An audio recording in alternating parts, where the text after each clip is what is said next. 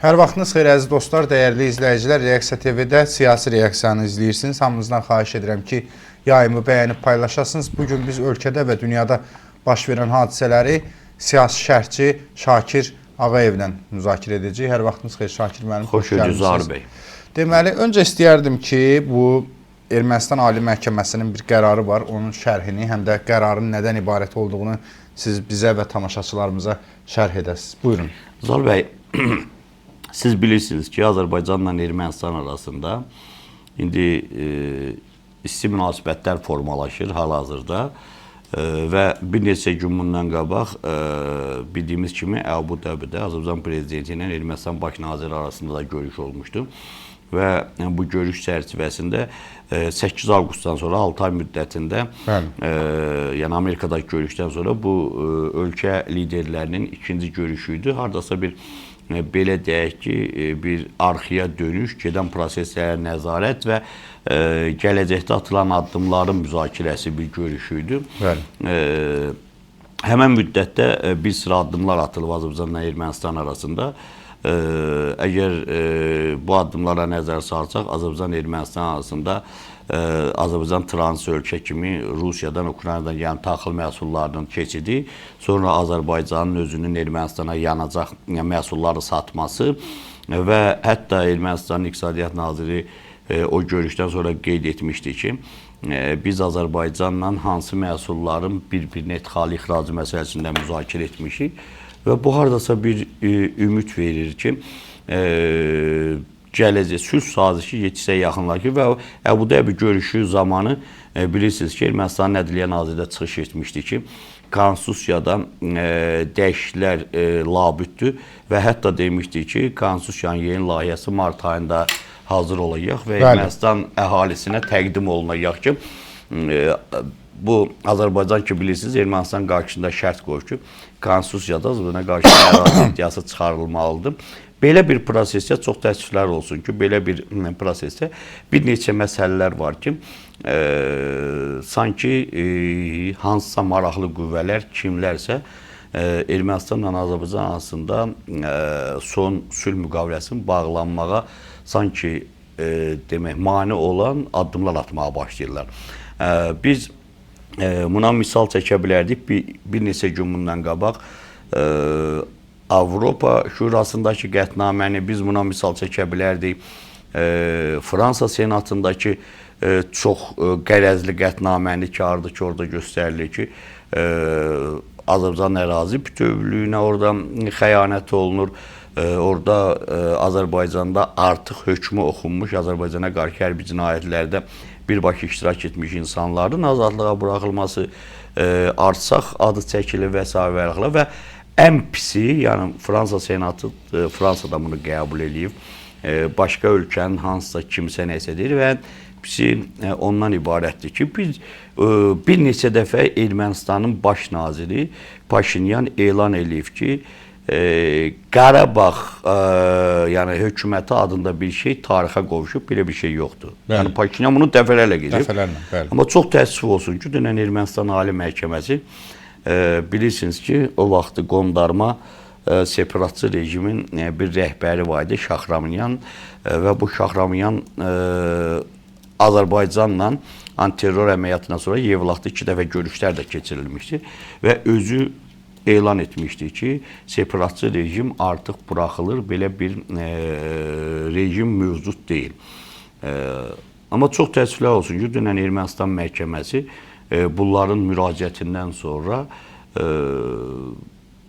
qərar çıxardıb ki, bəs Şahramanyan güya Azərbaycan təzyiqi altında bu bəyanatı verib və... Bu rəsmi məhkəmə qərarıdır. Bəli, Ermənistan, Zahir bəy, dünən Azərbaycanın Qərbi Azərbaycan icması bununla bağlı olaraq haqlı bəyanat da verib və bəyanatda da haqlı olaraq iradəni göstərib ki, bu birbaşa Azərbaycanın ərazisinin birbaşa Azərbaycan ərazisinə təcavüz kimi qiymətləndirilib və sübut olunur ki, bu Azərbaycanın birbaşa daxili işlərinə qarışmaqdır və bu Azərbaycan-Ermənistan arasında gözlənilməsi olan, bağlanma gözlənilməsi olan sülh müqaviləsinə qarşı atılan bir addımdır. Yəni bu rəsmi bir qərardır və baxın, hansı anda bu verilir? Siz bilirsiniz ki, Amerika Birləşmiş Ştatlarının vitse-prezidenti bugün artıq axşam Ermənistanın baş naziri ilə görüşəcək, Divens Ermənistana səfər edir. Geri gəlmiş Amerikanda hərbi nəqliyyat təyyarələri Bakıya gəlib. Bəli.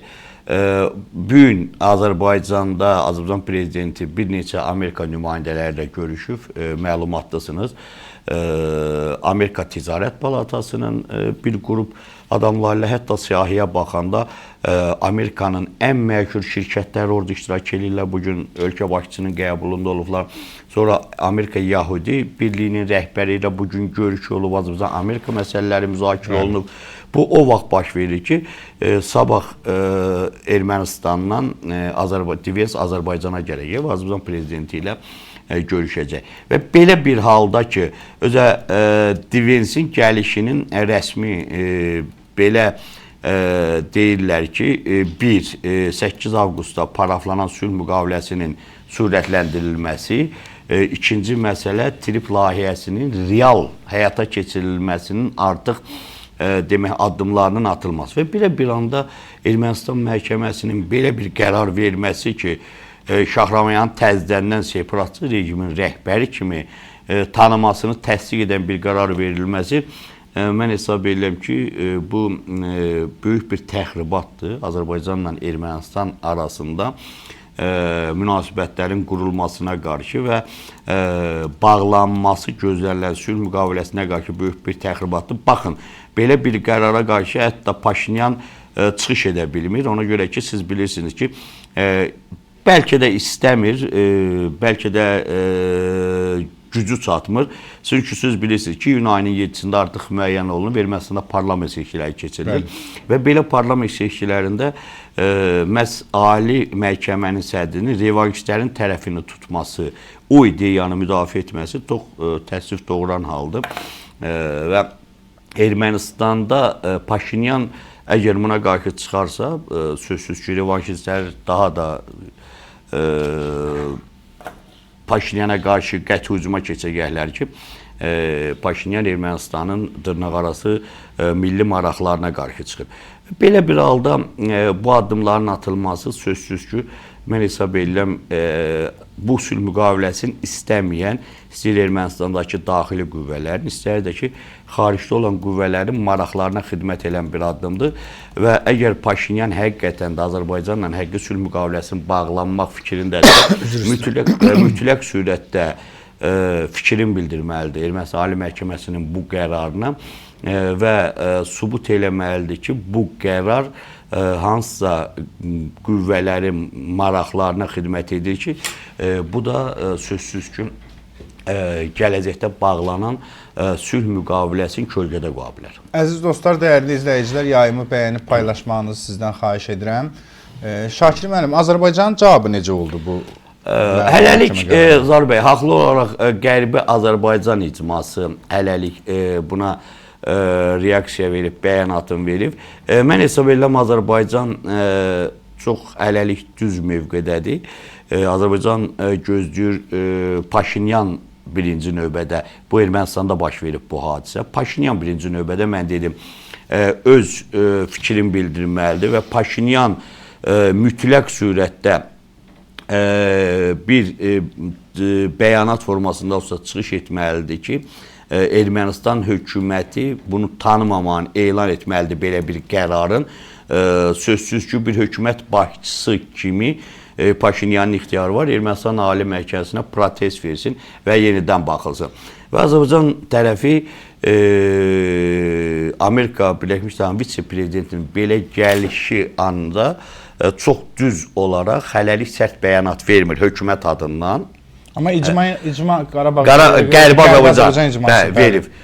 Haqlı olaraq verib ki, Qərbi Azərbaycan icması da siz bilirsiniz ki, Ermənistandan qovulmuş Azərbaycanlılar Dözata yurdlarından və sabah Qərbi Azərbaycan icmasında haqqı var ki, bu qərara qarşı növbəti bir qərar qatıb Qərbi Azərbaycan icmasının orada yaşamaq hüquqları, ora qayıtmaq mülk hüquqları sabah Azərbaycan məhkəməsi təsdiq edilə bilər. Amma mən hesab edirəm ki, bunların hamısına reaksiya yəqin ki, Amerika Birləşmiş Ştatlarının vitse-prezidenti gəlib danışıqlar apardıqdan sonra yəqin ki, biz reaksiyanı görəcəyik. Bəli. Əziz dostlar, dəyərli izləyicilər, yayımı bəyənib paylaşmanızı xahiş edirəm. Bu məsələni danışdıq. Ümumilikdə istəyərdim dünyanın hazırki durumuna sizinlə birlikdə şərh verək, yəni şərh edək. Buradan İran-Amerika münasibətləri hansı yerdədir? Dünya ümumiyyətlə, dünyanı bir cümlə ilə ifadə eləsəz, Şakir müəllim, necə ifadə edə bilərsiniz? Hansı durumdadır hal-hazırda? Zahir bəy, bu gün üçün çox təəssüf ki, adətən normal insanlar, normal dünya ayaq üstündə durur. Amma bu gün dünya baş üstündə dayanıb. Yəni, baş üstə dayanıb. Bəli, baş üstündə dayanıb. Bu bənzətmədir, amma həqiqətən də dünyada gedən bütün proseslər heç bir siyasi, məntiqə sığmayan proseslər gedir. Dünyada gedən bu proseslər o dərəcədədir ki, hətta ən məşhur ekspertlər, ən məşhur politologlar, ən məşhur analitiklər, nə bilim kimlər, axşam nə olacaq, bir hadisə, hansı hadisə baş verəcək, onu proqnoz verə bilmirlər.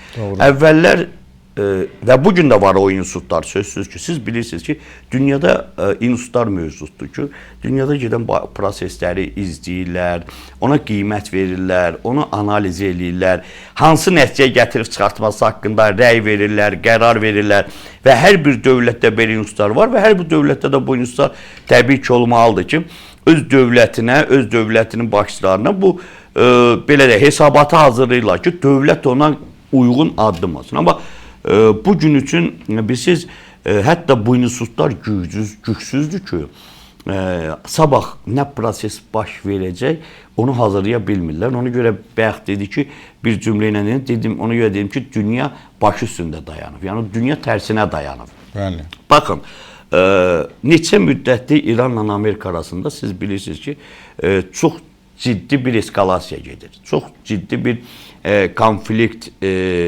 bir proses gedir və hətta 2 həftə, 3 həftə bundan öncə bütün Azərbaycanın da politologları daxil olmaqla bütün dünyanın aparıcı mətbuatı, müəyyən politologları, analitikləri, hətta Serbiyanın prezidenti Vučić keçən bazar, bu bazarın qarşısında dedim ki, 48 saat İran vurulacaq. Yəqin məlumatınız var, bilirsiniz. Yəni bir ölkənin prezidenti artıq proqnoz vermiş ki, 48 saata vurulacaq.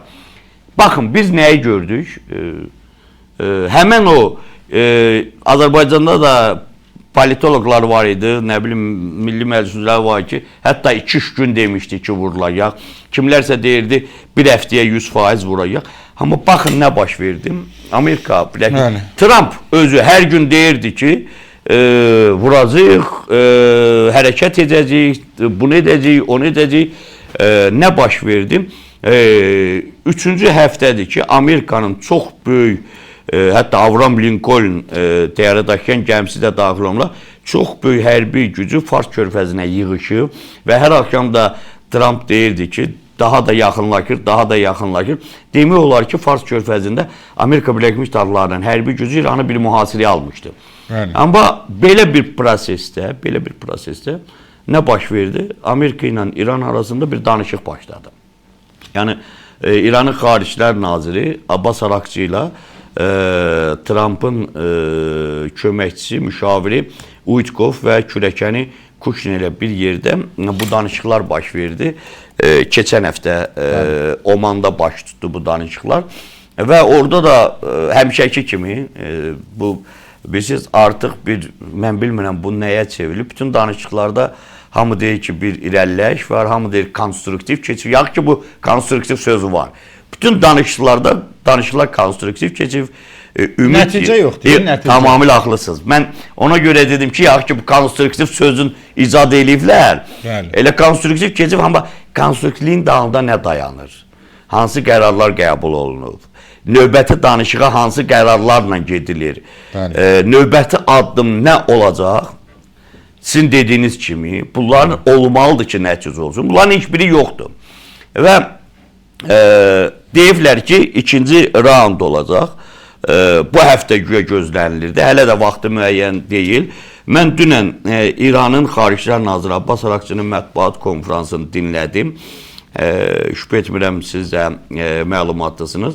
Abbas Araqçının mətbuat konferansında mən artıq gördüm ki, hətta o dedi ki, Amerikanlar danışığa biraz ciddi yanaşmırlar. Və dedi ki, biz nüvə enerjisinə malik olmaq haqqına malikik. Heç kim bu haqqı İran xalqının əlinə ala bilməz. Və biz nüvə enerjisi ölkəsi olaraq qalacağıq, amma uranın zənginləşməsini azalda bilərik. Siz bilirsiniz ki, Amerikanların ikinci ən böyük şərti İranın ballistik raketlər sisteminin azaldılmasıdır. Rəsmi məlumata görə 13 mindən yuxarı ballistik raketləri var. Bəlkə də qeyri-rəsmi daha çoxdur və bu ballistik raketlərin azalması məsələsini Amerikanlar qaldırır. İran deyir, bu ümumiyyətlə danışıq mövzusu ola bilməz. Bu danışıq mövzusu ola bilməz. İranın zənginləşməsinin, uranın, hətta belə bir məsələ qalmış ki, Rusiya tərəfi məsələ qaldırmış ki, zənginləşmiş uranı İran Rusiyaya verə bilər saxlamağa. Hətta İran bundan da imtina edir. Baxmayaraq Rusiya ilə İran arasında bir strateji tərəfdaşlıq var. Deyir, heç bir ölkəyə bu bizim haqqımızdır, bunu vermədik. Yəni bu proseslərin fövqündə mən bilmirəm, konstruktivlik nədən ibarətdir? Və Abbas Araqçı hətta son sözü o oldu ki, dünən, əgər biz Amerika diktə dili ilə danışacaqsa və Amerika Birləşmiş Ştatları danışığa ciddi yanaşmayacaqsa, İran müharibəyə də hazırdır. Yəni bu bəyanatdan gördük ki, artıq bu danışıqlarda konstruktivlik adında deyilən bir şey yoxdur. Sadəcə olaraq görükür ki, hər iki tərəf vaxt tutur. İran tərəfdə vaxt tutur ki, daha ciddi hazırlaşsın. Amerika tərəfdə yenə də vaxt tutur ki, daha dəqiq. Siz məsələ ondadır ki, Zar bəy, Amerika Birləşmiş Ştatları İranı vurmaq istəyir. Amma hansı məqsədinə çatacaq söhbəti var ki, bugün Amerika Birləşmiş Ştatları dəqiq bilmir ki, İranı vurandan sonra o qarşısına qoyduğu məqsədə çatacaq yoxsa yox. Məqsəd nədir? Rejimin dəyişilməsi. Bəli. İranda. Amma Amerika Birləşmiş Ştatları bugün dəqiq bilmir ki, əgər İranı vuracaqsa bu rejim dəyişiləcək yoxsa yox.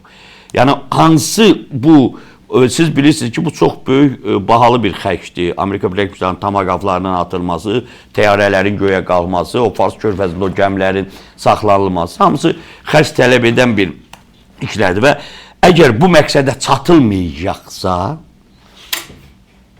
İran orada deyək, mən qalib gəldim, Amerika Birləşmiş Ştatları deyək, burada mən uddum. Necə ki, 12 günlük müharibədə ki, Trump dedi ki, biz İranın bütün nüvə potensialını sıradan çıxartmışıq. Amma bugün məlum olur ki, Amerika Birləşmiş Ştatları İrandan nüvə məsələsini müzakirə edir. Əgər bir şey ki, tam sıradan çıxırsa, o məsələnin hansı məsələ müzakirə oluna bilər ki, tam sıradan? Demək, belə çıxır ki, tam sıradan çıxmayıb. Ona görə bu elə bir düyün nöqtəsinə gəlib ki, burada heç kim nə geri addım atmaq istəmir, nə də kimsə birinci risk eləyib addım atmaq istəmir. Amerika gözləyir ki, İran ona bəhanə versin, İranı vurmağa. İran gözləyir ki, birinci Amerika başlasın, İran cavab versin. Və Araqçı da dünən dedi ki, biz Amerikanı vurmaq gücünə malik deyilik, Amerikanı vurmayacaq. Amma İsraili vuracaq, Amerikanın Fars körfəzi ətrafında olan bütün bazalarını vuracaq və s. Bu nədir? Bu regionun çox böyük müharibəyə girişi deməkdir. Amerikanlar ona görə düşünürlər. Yəni Amerika xüsusi xidmət orqanları da sözsüz ki, bunu hesablayırlar. Hətta Türkiyənin prezidenti Erdoğan bir neçə gün bundan qabaq dedi ki, əgər bu müharibə başlayarsa, regionda güclü bir konflikt ola bilər. Və bu gün üçün Rusiyanın Xaricilər Naziri də həmən fikri deyib Lavrov ki, Valdayda çıxışında yaxın şərqdə müharibələr bitməyib, konfliktlər qurtarmayıb və bu konfliktlər müxtəlif formalarda davam edir. Bu misalda çəkib Yəməni, Sudanı, Somalini və s. və ilaxirəni və bu konfliktlər İran vurulandan sonra daha geniş bir formada vüsət ala bilər. Sözsüz ki, bu ən çox bizim üçün arzu olunmaz bir məsələdir. Zaur bəy, Azərbaycan təbii ki, bir dövlət olaraq İranla qonşuluğunda müharibəni istəmir. Bunu Azərbaycan prezidentinin bir neçə müddət əvvəl Pezeşkiyan ilə telefon danışında da biz şahid olduq ki, Azərbaycan heç cürə İranla bu konfliktdə çəkilməsini istəmir, arzulamır. Belə bir prosesdə siz bilirsiniz ki, ayın 11-də Netanyahu Amerikaya gedir, Trump'la görüşəcək və Netanyahu yeganə dünya lideridir ki, demək olar ki, istənilən vaxt gedir Amerikaya, Ağ Evdə Trump'la görüşür. Və Netanyahu qəti Trump'la məsələlərində danışıqlarda, yəqin ki, İranla növbəti danışıqlar Netanyahu ilə Trump'ın görüşündən sonra elan olunacaq. Və Netanyahu qəti məsələ qoyur ki, balistik raketlər məsələsi müzakirə olunmalıdır. Sözsüz İsrail bunu özünə görə eləyir ki, 12 günlük müharibədə İranın balistik raketləri İsrailə sözsüz ki, ciddi zərbələr vurdu. Bunu İsrail ona görə istəyir ki, ümumiyyətlə İranı tamamilə bu raketləri məhdudlaşdırsın və təcrid etsin. Və dünənki məlumata görə İsrailin baş qərargahın hərbiçiləri Pentagonda danışıqlar aparıblar. Bugün üçün İsrail qəti istəyir ki, Amerikadan gözlədiyordur ki, İran vurulsun. Hətta belə bir şərt qoyublar ki, siz başlamazsanız İsrail bunu özü başlayacaq, özü edəcək. Sözsüz ki, bu Amerikaya təzyiqdir. İsrail düşünür ki, bununla Amerikaya təzyiq edib Amerikanı da qoşa bilər. Biz 12 günlük yayda müharibədə bunu gördük. İsrail başladı, Amerika sonradan iştirak etdi. Yəqin İsrail bu senarini yenidən təkrar etmək istəyir. Və gördüyümüz kimi bu danışıqlarda Ukrayna danışıqlarına da aiddir, başqa danışıqlara da aiddir. Yəni bizimki o sizlə dediyimiz var ki, dünya baş üstündə dayanıb. Heç bir proqnoz, heç bir analitik özünü doğrultmur. Bax bu real bizim danışdıqlarımız onu sübut edir ki, dünya həqiqətən baş üstündə dayanıb. Bəli. Yekun olaraq bir şey də soruşum sizdən. Bu Trump'ın Sülh Şurasının bu günlərdə ayın 19-unda deyəsən. Axios məlumat verir ki, 19-unda təsisçilərdən ibarət ilk iclası keçiriləcək. Fevralın 19-unda Amerika Birləşmiş Ştatlarında. Nə gözləyirsiniz bu Sülh Şurasından? Düzüm, mən bu ilk iclasdan belə ciddi bir şey gözləmirəm Zaur bəy. Birincisi orada belə bir fikir var ki, indi hələ bu nə təksib, nə təsdiq olunmuyor. Belə bir fikir var ki, ilkin məbləğdə təsisçilər 23 milyon manat pul verməlidirlər. Bu Qəzzaya xərclənəcək bu pul. Daimi qalmaq üçün siz bilirsiniz 1 milyard dollardır. Onu kimsə verirsə daimi olacaq üzvü. Verməyənlər 3 ildən sonra üzvlükdən çıxarılacaq. Amma bu görüşə 23 milyon dollar hərə yatırım etməlidir ki, yəni təsislərdən söhbət edir ki, bu Trump'ın ki, Qəzza sülh proqramı deyilən bir proqramı var. Bu Sülh Şurası onun ikinci mərhələsini həyata keçirmək üçün nəzərdə tutulmuş bir şuradır. Baxmayaraq bu elan olunanda daha böyük bir çərçivədə elan olundu ki, tək Qəzza məsələsi deyir. Hətta orada heç Qəzzanın adı çəkilməmişdir. Daha böyük qlobal problemləri həll etmək üçündür. Hətta kimlərsə müqayisə elədi ki, bu BMT-ni sıradan çıxartmaq üçündür. Və burada əsas odur ki, ikinci addım atılsın ki, Qəzzanın bərpa olunmasına pullar yığılsın və ikinci bir proqram yazılır. Amma bilsiz nətərdir, mən niyə deyirəm? Bəli, Sülh Şurası yaradılıb. Dövlətlər, o cümlədən Azərbaycan dövləti təsislərdən biridir. Türkiyə təsislərdən biridir. Yəni bizə yaxın olan bir neçə dövlətlər onun təsislərində var. Pakistan, Qazaxıstan, Özbəkistan. O bilirsiniz, axı hələ bugün üçün bəlkə 19-unda ona görə yığışıb orada elan elə gələ. Bu gün onun işləzmə mexanizmi hələ cəmiyyətə təqdim olunmuyor. Bu Sülh Şurası, rəhbər var, Donald Trump. Amma bu necə işləri həyata keçirəcək, nizamnamə var, hansı işləri görəcək. Amma bunun icra edici orqanı kimlərdir, kimlər hansı formada həyata keçirəcək? Orada Fələstinlərdən ibarət yəni bir texnokrat hökumət yaradıblar. Bu hökumətin tərkibi kimdir? Kim rəhbərlik eləyəcək? Necə nail olacaq bu Qəzzadakı proseslərin həyata keçirmək? Çox təəssüflər olsun ki, bu gün üçün hələ bu dünyaya açıqlanmıyor. Və ona görə də əgər bu açıqlanmıyorsa, biz Zaur bəy, istənilən siz də, mən də bir işi bir addım atmaq üçün ən kiçik bir işi, bir iş planı olur insanda. Ən xırda bir işdə də ki, bu addımı bunu eləyəcəm, səhər bunu eləyəcəm, axşam bunu eləyəcəm, nə bilim. Hər bir insanın bir gündəliyi var da, gündəlik iş proqramında. Hələ bu boyda bir işi görmək üçün mütləq surətdə bir təqdimat olmalıdır ki, addım-addım hansı işlər görəcək. Bir də mən deyim, Sülh Şurası bu addımları ata bilər, amma iki dövlət yaranmayana qədər 67-ci il sərhədlərindən BMT-nin söhbət gedir. Fələstində nə isə nail olmaq çox çətin məsələdir. Mütləq surətdə orada iki dövlət prinsipi həyata keçməlidir. Azərbaycan da bunu müdafiə edir, Türkiyə də bunu müdafiə edir. Siz İsrail heç cürə qəbul etmir ki, Fələstin dövləti, bunu Netanyahu açıq dedi. Fələstin dövləti yaranmalıdır. Əgər o olmayacaqsa, heç bir Sülh Şurası Yaxın Şərqdə və Qəzzada problemləri həll edə bilməz. Çünki mümkün olan bir ilə bu dövlət yaranmalıdır. Biz deyirlər Hamasda. Haması sıradan çıxartmaq üçün Fələstin dövləti yaranmalıdır və Fələstin dövlətində seçkilər keçirir. Fələstin xalqı öz liderini seçməlidir, öz parlamentini seçməlidir, öz dövlət strukturunu yaratmalıdır. Bunlar olmayacaqsa, sözsüz ki, bu şeylərdən istifadə olunur da, oradakı konfliktlərin başa çatması çox səbəb. Bir də siz Yaxın Şərqdə o qədər dövlətlərin maraqları var ki, və bu maraqların heç biri üst-üstə düşmür. Nə qədər ki, o böyük dövlətlərin orada maraqları var, bu maraqlar üst-üstə düşməyib, problemin həll olunması çox çətindir. İnşallah görək 19 fevralda bəlkə də təqdimat olacaq cəmiyyətə, dünyaya ki, Sülh Şurası hansı işləri görməkdir. Əsas Şakir müəllim, dediniz, dünya başı üstə dayanır. Bu ayağı üstə dayana biləcəkmi? Çox yaxın müddətdə mən bunu gözləmirəm. Dünyanın ayağı üstə qaytarmaq üçün o müəyyən qanunlar, həm yazılan, həm yazılmayan qanunlar var ki... Çox da başı üstə qalmaq mümkün. Sözsüz. Çox da başı üstə qalmaq ölüm hökmüdür. Bəli. Sözsüz. Sözsüz ki, ayağı üstə qalxacaq. Amma hansı vəziyyətdə? Hansı vəziyyət? Baxın da Zaur bəy. Bax, bizim verilişimiz yavaş-yavaş sona çatır. Dünya necə ayaq üstə qalxa bilər ki, bu yəni bəlkə də bizim mövzumuza aidiyyatı yoxdur. Bütün dünyanın büyüyün, hətta evdə uşaqlı, böyüklü hamı maraqlanır ki, yəqin siz də rast gəlmişsiniz. Bu Epstein kimdir? Bəli. Bu Epstein Nağayrov. Yəni hər birimizin evində uşaqdan böyüyə hamı bir mobil telefon işlədir və sosial setlərdə, sosial şəbəkədə bu çıxır. İnanın ki, ev vəziyyətində adama sonra bu nə adam evdə bu sözləri açıq deyə bilmir. İndi cəmiyyətdə sizlə biz bunu müzakirə edə bilər. Nə də deyə bilmir ki, amma baxırsan ki, baxın, siz Epsteinin bir siyahısına baxın da. Neçə illərdir qalstuk geyinib, bahalı saat taxıb, bahalı kostyum geyinib, dünyanı idarə edən liderlərin hansı əxlaqın sahibi olduğunu Epstein işi bizə göstərir.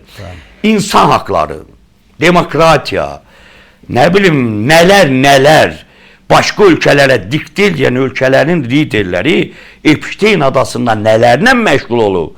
Mesela dünyanın en ağır cinayeti pedofiliyadır, bilirsiniz. Evet. Dünyanın en ağır cinayeti az yaşlı insanlara təcavüzdür. Bu ağla sığma. Bu çox dəhşət bir şeydir. O insanlar ki, onlar bizə dəyərlər diktə ediblər. O insanlar dəyərlər Zaur bəy, dünyaya dəyər diktə ediblər ki, siz bu dəyərlə yaşamalısınız. Amma ən qan donduran əxlaqsız işlərlə məşğul olublar. Bax, dünya belə baş üstə dayanıb. Baxın, orada adı çəkilən adamlara siz baxın. Mən doğrudan adam şoka düşür ki, bunu heç arada da danışmaq olmur ki, bu insanlar nə əməkdir. Amma mən Maskın bir fikri ilə razıyam ki, Elon Musk çox gözəl bir fikir bir neçə gündür əl sürüb və bu gün də bir fikri var. Düzdür, Epstein məsələsində bir neçə figurlar artıq sıradan çıxıb. Amma bunlar aşağı səviyyədədir, səfirlər səviyyəsindədir. Biz İngiltərənin o vaxt Amerikadakı səfiri, bu gün Norveçin Yardaniyəki səfiri istifa veri vardı orada hallandığına görə. Amma mən, hətta kralın qardaşı Henry'nin adı hallanır, bilirsiniz orada. Başqa adlar hallanır, hələ adlar çoxdur. Amerikanı, dünyanı qana çalxıyan, dünyaya dərs keçən Bill Clinton'un arvadı ilə bir yerdə o da hallanır. Hillary Clinton'la bir yerdə bilirsiniz. Bəli, bəli. Mən Macron'un adı orada hallanır, başqalarının adı. Bu ümumiyyətlə faciədir. Bu adamlar ki, bizə örnək dərsi keçirlər, dəyər dərsi keçirlər. İnsanlıq necə olmalıdır? Bunların insanlığı budursa, yaxşı ki biz o dəyərləri qəbul etməmişik. Bəli. İndi bilirsiniz nətərdir? Mask bugün bir yaxşı təklif irəli sürüb. Mask deyir ki, mən istəyərəm ki, Epstein məsələsində adı hallananlar həbs olunsun. Çox gözəl bir təklifdir. Belə olmazsa nəticə olmayacaq. Nəticə Və olmayacaq, bu gün də bir yaxşı təklif irəli sürür ki, kim Epstein məsələsində adı hallanan adamları məhkəməyə verirsə, mən onun bütün maddiyyatını üzərimə götürürəm. Əla. Yəni ən aşağısı bir nəfər var ki, dünyanın heç olmasa başda düzəlməyinə cəhd etmək istəyir.